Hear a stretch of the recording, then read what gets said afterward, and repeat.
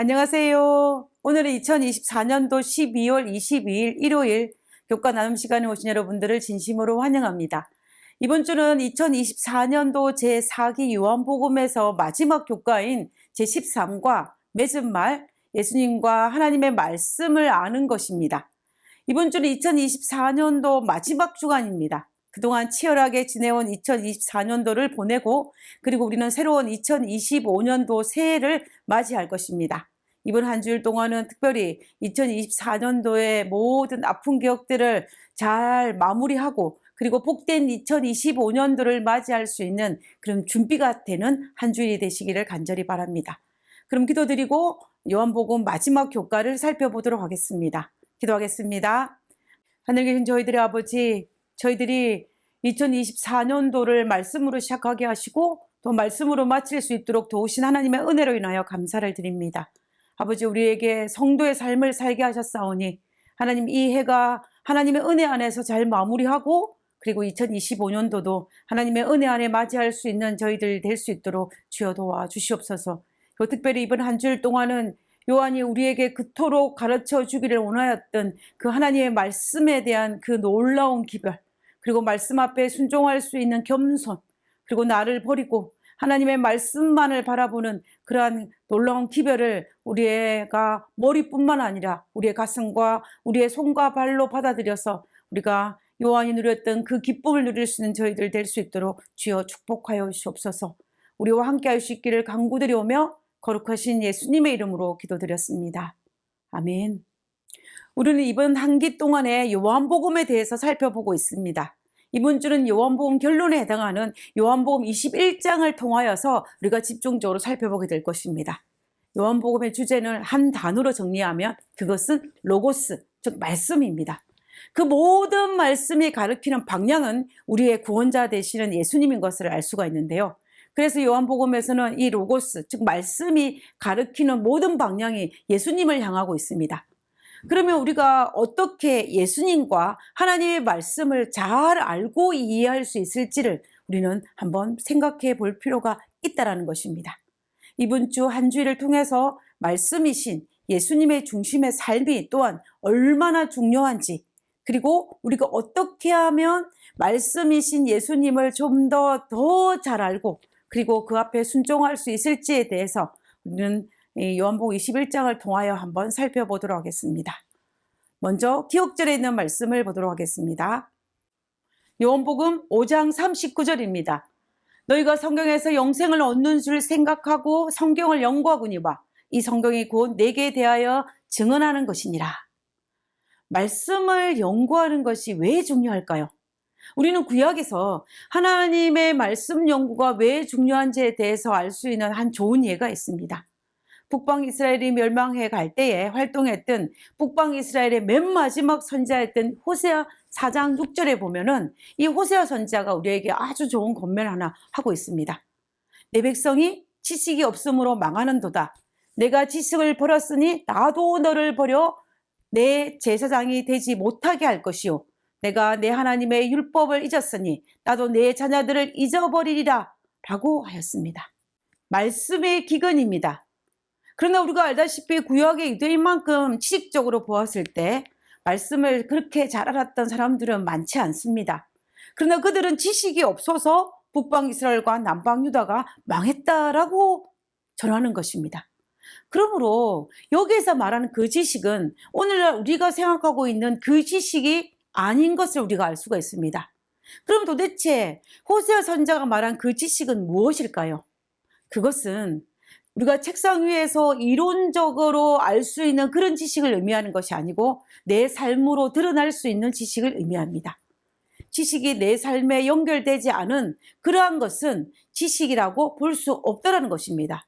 성경은 이 지식이 없는 상태를 영적 기갈이라고 표현합니다.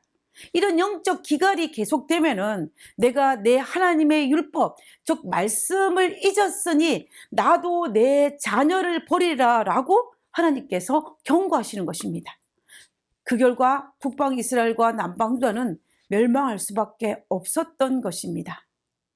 요한은 이 사실을 너무나 잘 알고 있었기 때문에 1세기가 맞춰가는 그 상황 속에서 믿음의 2세와 3세들에게 요한복음을 기록하면서 말씀하시기를, 예수님의 말씀을 강조하면서 여러 명의 인물들을 등장시킵니다. 니고데모와 아리마디 요셉과 백부장을 통하여서 어떤 유전이나 전통보다는, 심지어 자기 생각과 자기 뜻보다는 하나님 말씀 중심의 삶이 얼마나 중요한지를 이 요한복음 전체를 통하여서 계속 강조하고 있는 것을 알 수가 있습니다. 그러나 우리가 알다시피 제자들은 어떠했습니까? 그들은 예수님을 3년 반 동안 함께 하였습니다. 예수님과 함께 하면서 그분의 말씀을 들었고, 또 그분을 통하여서 예수님의 십자가와 부활과 여러 가지 말씀을 들었습니다. 그러나 그들은 그 모든 말씀들을 예수님 중심으로 듣지 아니하고 자기 중심으로 들었기 때문에 예수님의 말씀을 듣기는 들었지만 이해하지 못했습니다. 그래서 십자가 사건 이후에 예수님의 부활을 그들의 눈으로 보기 전까지는 그들은 예수님의 부활을 믿지 못했기 때문에 고통 가운데 거할 수밖에 없었던 것입니다. 만약 오늘날 제자들처럼 하나님의 말씀을 듣고 또 읽지만 하나님의 그 말씀이, 또 하나님의 중심이 내 삶의 중심이 되지 아니하고 내 생각과 내 뜻대로 살아간다면 그들과 다를 바가 전혀 없는 것입니다. 그들처럼 우리는 평안을 누리지 못할 것입니다. 더 이상 하나님의 말씀이, 하나님의 뜻이 내 생각과 내 삶의 방향을 결정짓지 못하기 때문에 나는 여전히 고아처럼 이 땅에 힘들어할 수밖에 없는 것입니다. 그래서 요한은 이 요한복음을 기록하면서 이 결론적으로 다시 한번 이 21장을 통하여서 예수님 중심으로 살아가는 것이 얼마나 중요한지, 그리고 예수님의 뜻대로 사는 것이 얼마나 복된 삶인지를 가르쳐 주고 있습니다. 그러면 이번 한 주일 동안 우리는 하나님과 예수의 말씀이 우리의 삶 속에 얼마나 중요한 부분을 차지하고 있는지를 우리가 한번 살펴보도록 하겠습니다. 우리는 오늘 일요일 교과의 내용을 살펴보겠습니다. 일요일 교과의 소제목은 갈릴리에서의 죄입니다. 요한복음 21장에 등장하는 갈릴리에서 7명의 제자들에게 나타나신 그 장면은 예수님께서 이미 부활하신 이후에 마가의 다락방에서 제자들에게 2번 나타나신 이유이며, 그리고 베드로에게는 개인적으로 한 번 더 나타났기 때문에 6명의 제자들에게는 그 부활하신 예수님을 3번째 만나는 것이고, 그리고 베드로에게는 4번째 만나는 예수님의 재회의 장면인 것을 알 수가 있습니다. 제자들은 예수님께서 부활하신 이후에 만남 장소였던 갈릴리 산위에 가기 위해서 예루살렘에 떠나서 갈릴리 지역으로 왔습니다. 먼저 도착한 7명의 제자들은 베드로의 제안으로 갈릴리 호수에서 하룻밤을 보내면서 자신들이 옛날에 그러했던 것처럼 물고기 잡이에 대한 미련을 버리지 못하고 물고기 잡기를 선택하는 모습을 볼 수가 있었습니다. 그들이 그것을 선택한 이유가 무엇이었을까요? 아마도 그들의 생각으로는 당장 먹고 살 문제를 해결하기 위해서 이 밤에 물고기 잡는 것이 가장 좋은 방법이라고 생각했을 것입니다. 왜냐하면 그들은 최소한 이 일에 대해서는 능숙한 전문가였기 때문입니다. 그러나 어떻게 되었습니까? 그들이 밤새도록 수고하여 물고기를 잡으려고 시도하였지만 아무것도 잡지 못했습니다. 밤새도록 수고하였지만 빈배로 돌아오는 그들의 모습은 얼마나 낙담하고 지쳐 있었겠습니까? 혹시 여러분들도 살아오시면서 이런 경험을 해보신 적이 있으실 것입니다. 육신은 너무 피곤하고 마음은 너무 공허하고 또 미래는 너무 암담하게 느껴질 그때의 그 절망감 말입니다. 어쩌면 그날 밤 이 제자들에게 있어서 그들이 가졌던 그 마음이 바로 그 마음이었을 것입니다. 그런데 참담한 마음으로 호숫가에 이르렀을 때에 웬 낯선 남자가 제자들에게 그물을 배 오른편에 던지면 물고기를 잡을 수 있을 것이라고 말합니다. 그 말을 믿고 제자들이 그물을 배 오른편에 던지자 정말로 그물을 들 수 없을 정도로 많은 물고기가 잡혔습니다. 이 상황을 살펴보면서 제자들의 머릿속에 오버랩되는 한 장면이 있었습니다. 예수님의 제자가 되기 전에 갈릴리 호수에서 물고기를 잡고 있을 때에 예수님께서 배 오른편에 그물을 던지라는 그 말씀을 믿고 그물을 던졌더니 그물이 찢어질 정도로 많은 물고가 잡혔던 바로 그 장면이 떠올랐던 것입니다. 그때에도 어부였던 자신의 생각과 경험과 판단이 아니라 예수님의 말씀을 믿고 순종했을 때에 뜻밖의 엄청난 수확을 거두었던 바로 그 사건이 떠올랐습니다. 지금 또 그 동일한 그 사건이 일어난 것입니다. 자신의 생각과 판단으로 밤새도록 수고한 결과는 빈배였지만, 그러나 낯선 이의 말을 믿고 배 오른편에 그물을 던진 그 결과는 그물을 들 수 없을 정도만큼의 엄청난 물고기를 잡았다는 사실을 그들이 발견한 것입니다. 이 사실을 깨달은 요한은 고개를 낯선 사람에게 돌려서 그 사람이 누구인지 알아보기 위해서 얼굴을 주목하여 보았습니다. 그리고 마침내 그 낯선 사람이 바로 부활하신 예수님이라는 사실을 깨달았고 알아보았고, 이 사실을 누구에게? 베드로에게 말했습니다. 베드로는 시선을 돌려서 낯선 사람이 정말로 부활하신 예수님이신지를 알기 위해서 그분을 주목하여 보았습니다. 그리고 그분이 바로 부활하신 예수님이라는 사실을 알았습니다. 그러자 베드로가 어떻게 했습니까? 베드로는 주저하지 아니하고 만선인 배를 버려두고 물에 뛰어들어 헤엄을 쳐서 예수님께로 달려갔습니다. 우리는 이 장면에서 베드로의 마음이 어떠했는지를 주목해 볼 필요가 있습니다. 이 순간만큼은 베드로의 가장 우선순위가 무엇이었겠습니까? 만선인 배였겠습니까? 아니면 위험할지도 모를 갈릴리 호수의 물이었겠습니까? 아니면 예수님이었겠습니까? 어부가 만선인 배를 포기한다는 것은 쉽지가 않습니다. 위험할지도 모를 호숫가를 뛰어든다는 것도 쉽지 않습니다. 그러나 베드로의 눈에는 누구만? 오직 주만 보였기 때문에 그런 만선인 배도 위험한 그 갈릴리 호수도 뒤로 하고 예수님 교회로 달려가기를 선택한 것을 볼 수가 있습니다. 베드로가 자기 중심이 아니라 예수님 중심으로 바뀌는 순간입니다. 그리고 예수님은 베드로의 이 마음을 너무나 잘 알고 계셨습니다. 며칠 전만 해도 베드로는 예수님께 뭐라고 말했습니까? 요한복음 13장 37절에 그가 이렇게 말했습니다. 베드로가 가로되 주여 내가 지금은 어찌하여 따를 수 없나이까? 주를 위하여 내 목숨을 버리겠나이다 라고 말했습니다. 이 말을 한 베드로의 마음을 깊이 들여다보면은 이 말의 의도는 예수님보다는 베드로 자신에게 더 집중하고 있는 비중을 더 많이 둔 말인 것을 알 수가 있습니다. 왜냐하면 성만찬이 베푸는 그 순간까지도 베드로의 머릿속에는 예수님께서 이 땅에서 이스라엘의 위대한 지도자가 되어서 로마의 속박에서 우리를 풀어줄 것이라고 기대하고 있었습니다. 그렇기 때문에 어떤 위험이 처한다 할지라도 예수님을 따라가 큰 공을 세우면 내가 예수님이 큰 자리를 차지할 때 내가 한 자리를 차지할 수 있을 것이라는 그런 기대감이 있었습니다. 그러므로 주를 위하여 내 목숨을 버리겠나이다 라는 이 베드로의 이 말의 실상은 예수님을 배려한 말이 아니라 자신의 명예와 권력을 염두에 둔 말입니다. 다른 말로 하면은 예수님의 중심이 아니라 예수님의 뜻이 아니라 내 중심, 내 뜻에 맞춘 말이라는 것을 우리가 알 수가 있다는 것입니다. 자신에게 초점을 맞춘 베드로의 고백의 그 결과가 어땠습니까? 참으로 비참했습니다. 예수님을 3번이나 부인하고 저주하고 도망갔습니다. 그랬던 베드로가 이렇게 바뀐 것입니다.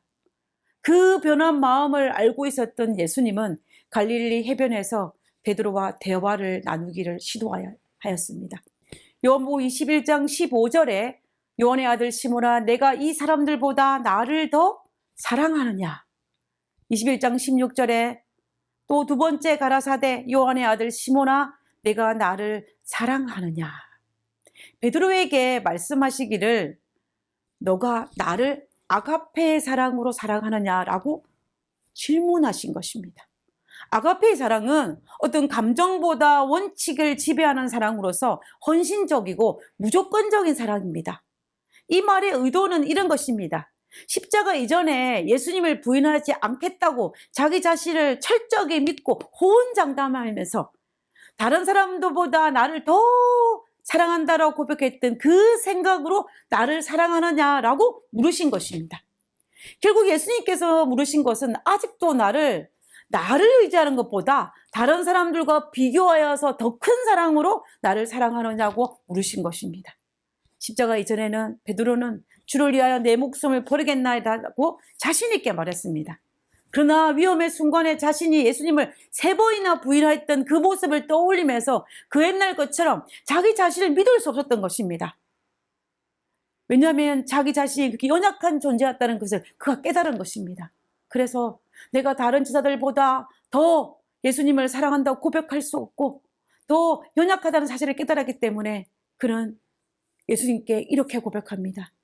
요한복음 21장 15절에 주여 그러하외다. 내가 주를 사랑하는 줄 주께서 아시나이다. 21장 16절에 또 그가 대답하되 주여 그러하외다. 내가 주를 필레오하는 줄 주께서 아시나이다. 베드로가 자신이 아가페와 같은 사랑을 할 수 없는 연약한 존재였다는 사실을 인정하면서 나는 필레오의 사랑으로 주를 사랑한다라고 고백하는 것입니다.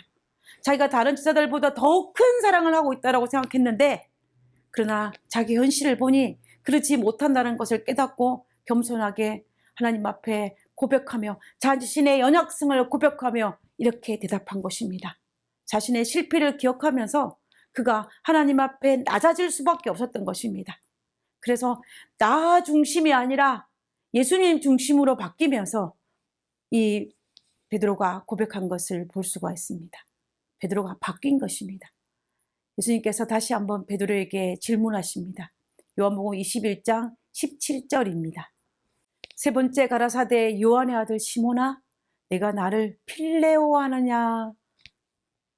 그러자 베드로가 대답합니다. 요한복음 21장 17절에 주여 모든 것을 아시오매 내가 주를 필레오하는 줄 주께서 아시나이다 라고 대답하였습니다. 영감의 교훈을 한번 읽어보도록 하겠습니다. 깊은 회개를 나타낸 베드로. 베드로는 3번이나 주님을 공공연하게 부인했었다. 예수께서도 3번씩이나 가시 돋친 화살과 같은 이 날카로운 질문을 그 상처받은 마음에 화급하게 던짐으로 그의 사랑과 충성의 보증을 베드로에게 끌어내셨다. 모인 제자들 앞에서 예수님은 베드로의 회개의 깊이를 나타내셨으며 한때 자만스럽던 제자가 얼마나 완전히 겸손하게 되었는지를 보여주셨다. 예수님께서는 베드로의 겸손을 아셨기 때문에 자신보다 예수님의 초점을 맞추고 있다는 사실을 아셨기 때문에 베드로에게 뭐라고 말씀하셨습니까? 내 양을 먹이라 라고 말씀하셨고 그리고 그를 제자로서 사도로서의 직분을 회복시켜 주신 것을 우리는 알 수가 있습니다. 겸손이라는 것은 단순히 잘난 척하지 않는 것이 아닙니다. 진정한 겸손이란 모든 판단의 초점이 나 중심이 아니라 예수님의 중심일 때에 가능합니다. 진정한 겸손이란 나 중심의 삶이 아니라 예수님 중심의 삶을 살 때에 가능하다는 것입니다.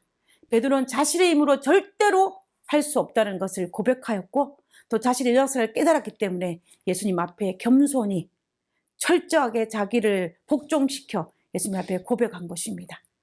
요한복음 21장 17절에 주의 모든 것을 아시오매 내가 주를 필레오하는 줄 주께서 아시나이다 라고 고백하였습니다. 저는 이런 사랑밖에 할 수 없는 연약한 존재입니다 라고 고백한 것입니다. 그러니 저를 도와주십시오. 저를 불쌍히 여겨달라고 고백한 것입니다. 이런 베드로의 겸손이 그가 엄청난 죄를 지었지만 제자로서 회복할 수 있는 이유가 된 것입니다. 우리도 하나님 앞에 베드로처럼 철저하게 겸손한 자리에 서야 합니다. 그러므로 우리는 절대로 잊지 말아야 할 것이 있습니다. 그것은 세상에서 가장 믿을 수 없는 존재가 바로 나라는 사실, 그리고 세상에서 가장 믿을 수 있는 존재가 나를 붙들고 계시는 하나님이란 사실을 말입니다. 오늘도 예수님께 돌보심으로 흔들리지 않는 우리 모두가 되기를 간절히 바랍니다. 우리 모두 하나님 안에서 붙잡힘을 당하는 우리 모두가 되기를 간절히 바라면서 오늘 교과를 마치고자 합니다.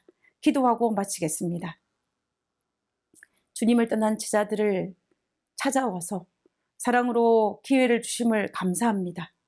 주님을 믿고 의지하면서도 갈릴리 어부들 같이 저희의 삶도 주님에게서 알게 모르게 멀어진 것은 아닌지 생각해 봅니다. 주님, 사랑하는 마음 변하지 않게 도와주옵소서. 하늘에 계신 저희들의 아버지, 하나님께서 우리를 붙들고 계심을 인하여 감사합니다. 베드로처럼 우리의 연약성을 알고 우리의 부족함을 알고 하나님 앞에 겸손히 머리 숙이고 불쌍히 여겨달라고 간구하는 그런 저희들 될 수 있도록 주여 도와주시옵소서. 하나님, 어리석은 나를 의지하지 않고 나를 붙들고 계시는 예수님을 의지하며 살아가는 저희들 되게 하여 주시옵소서. 오늘도 나를 붙들고 계시는 예수님으로 인하여 승리하는 하루 되게 하여 주옵기를 거룩하신 예수님의 이름으로 기도드렸습니다. 아멘.